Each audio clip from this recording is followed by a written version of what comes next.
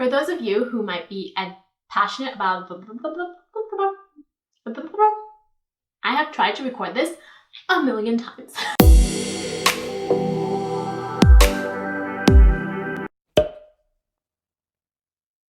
Hi everyone, thank you so much for clicking to watch this video. If you are new here, my name is Sandy, and on this channel we talk about all things interior design. At the end of this video, if you like everything you've seen here, then please make sure to give it a thumbs up, hit that subscribe button below, and don't forget to hit that notification bell so that you don't miss any uploads from me.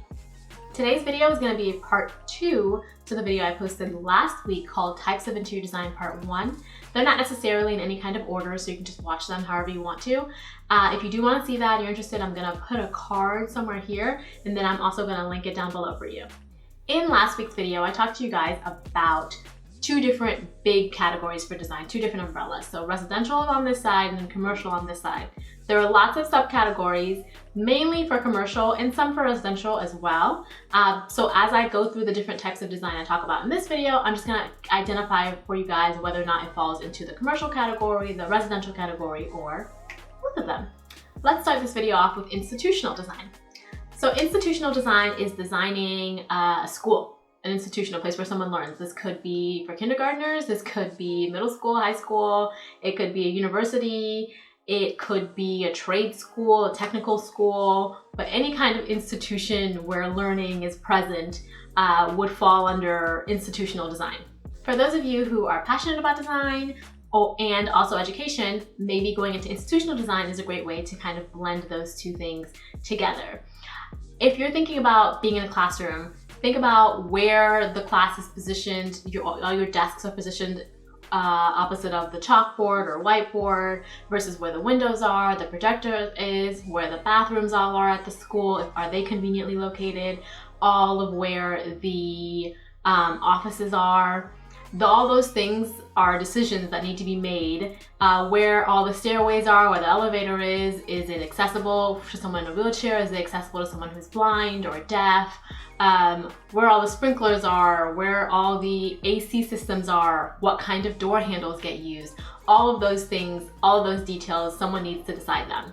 Historic design falls into both commercial and residential, and let me explain. Historic design is a category of interior design and architecture that essentially protects old historic buildings. It could be a home that's historic, it could be a commercial building that's historic, so that's why it falls under both categories. And when you're in a historic district, like for example, if I buy a home in a historic place, there is like a committee and a council of people who have devoted their time to protecting and preserving the history of that district or that home or a string of homes. And when you make changes to your space, whether it be an exterior change, like you're changing the paint or you're changing the molding or something like that, or the windows, or if you're changing the flooring inside or you're changing all the doorknobs or whatever, people who deal with historic design, you deal with keeping the building to its historic glory, kind of. Basically, there are rules in place that allow you to only change the building so much.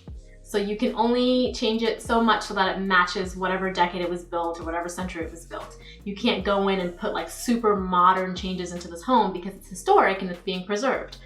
So on the flip side of keeping something to its historic significance, era, decade, whatever, you can also be a historic designer who helps build replicas of things. Or if someone's building in a historical district and they want that building to speak to the decade that it was built in or the century it was built in, you would be someone who's an expert, like expert on the kinds of columns that would have been used, the kinds of materials that would have been used, the kinds of lighting or how the molding would have looked or everything like that, all those details, and you'd pay attention to that. So even though someone is building something new in 2019, it would look like it was built in like the 1930s or something like that, because everything is historically accurate. Last but not least is environmental design. That falls into, I would say, mainly commercial, but it could also be residential, and I'll explain how.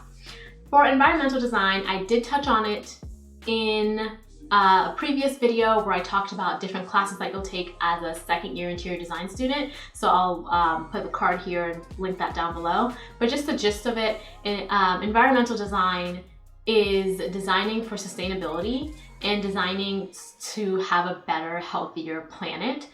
A lot of the off-gassing from buildings contributes to the CO2 in the atmosphere that tears down our ozone layer. So when you are a designer and you're designing a new building, or it could be a commercial or it could be a home, and you take into account things like the building materials that you're going to use, making them more sustainable, or you take into account picking sustainable appliances. So light bulbs that don't use as much energy, or putting in skylights in the ceiling of a home so that way it stays lit mostly throughout the day and you only really need to use your lights at night, so you're using less energy. Those are all really great ways. If you're installing solar panels on a building, those are all really great innovative ways to contribute to the environment in a positive way, so that that building is using less energy and is not harming the environment as much. Those are your 3 types of design for this video: institutional design, environmental design, and historic design. If you have any more types of design that you want to know about, please let me know. I'm also going to be putting out part 3 next week, so Tuesday at 8 p.m. Don't forget to log on to my channel and check out my latest video. If you liked everything you found here, then please make sure to give it a thumbs up and hit that subscribe button. Also, don't forget that notification bell, and you guys can follow me on Instagram if you have any questions. I'm really responsive on there and I'm a bit more active on there. I try and get through all of your DMs, I promise. But you guys are the best. I don't know why it came out like that. I have no idea why. But anywho, don't forget to put a ring on it, as I always say. And if you don't know what that means, then that means you haven't watched enough of my videos. So watch some more, watch till the end, and you'll know what I mean by putting a ring on it. Bye.